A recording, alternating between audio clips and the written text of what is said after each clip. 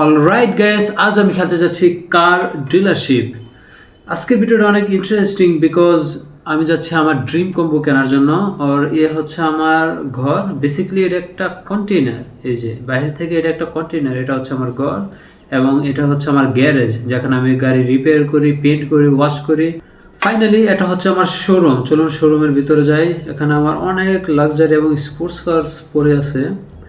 যেহেতু আমি আজকে আমার ড্রিম কম্বো কিনবো, সেহেতু আমার এই সবগুলো জায়গা খালি করতে হবে, সবগুলো কার সেল করে দিতে হবে।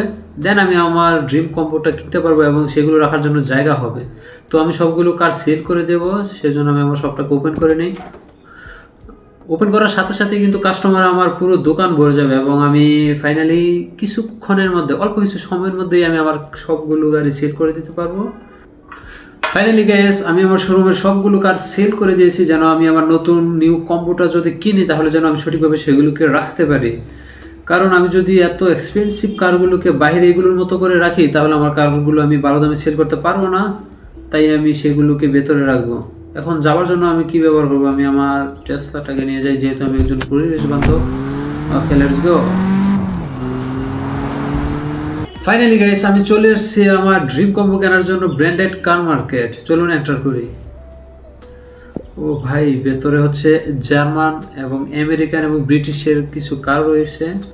এই হচ্ছে জার্মানি কার্স। এগুলোর এই কম্বোটার প্রাইস হচ্ছে $1,95,000।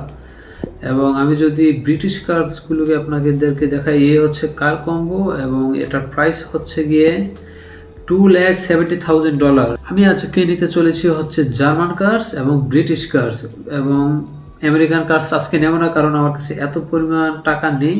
আজকে শুধু এই দুইটা নেব, এবং এই দুইটা নেওয়ার পেছনে একটা কারণ আছে, সেটা হচ্ছে এগুলোকে নিয়ে সব ওপেন করতে করতে সব হয়ে যায় খুব তাড়াতাড়ি, সেজন্য আজকে এটাকে নেব। এই যে পারচেস করে নিলাম জার্মান কার্স এবং পারচেস করে নিলাম British cars. Oh finally guys, my dream combo. এগুলো এখন এগুলো সবগুলোকে পাঠাতে হবে গ্যারেজে।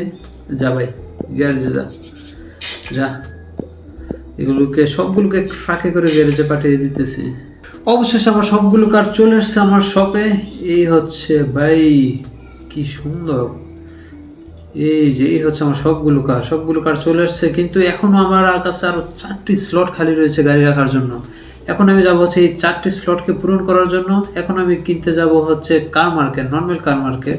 সেখানে গিয়ে দেখবো কোনো ভালো কার পাই কিনা, সেজন্য আমি আমার রেঞ্জ রোভারটাকে নিয়ে যাই।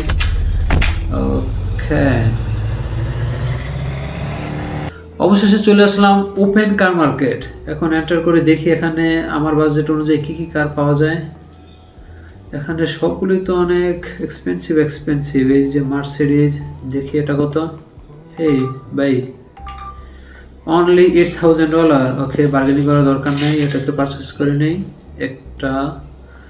তারপর হচ্ছে একটা জিটি নেব। এই যে জিটি, ভাই জিটি কত? $1,74,000। ওকে, এটাকেও নিয়ে নেই দুইটা। আরেকটা হচ্ছে ফেরারিটাকেও নিয়ে নেই, যা হেভি ফেরারি। ওকে, ফাইনালি আমার 4টি কার কেনা শেষ। এখন আমি এগুলোকে শিপিং করে পাঠাবো আমার গ্যারেজে। ভাই, এটা শিপিং করার স্টাইলটা আসলে অ্যামেজিং। ভাই সাবধানে।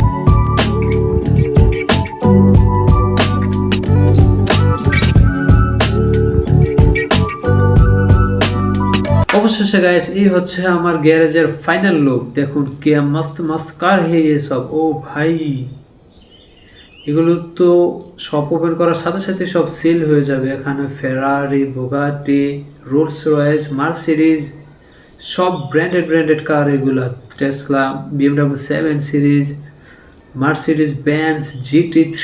ও ভাই, সবগুলো খুবই তাগড়ি কার। এখন আমি দেবো আমার সব ওপেন করে এবং সবগুলোকে সেল করে। দেখা হচ্ছে আগলে ভিডিও में।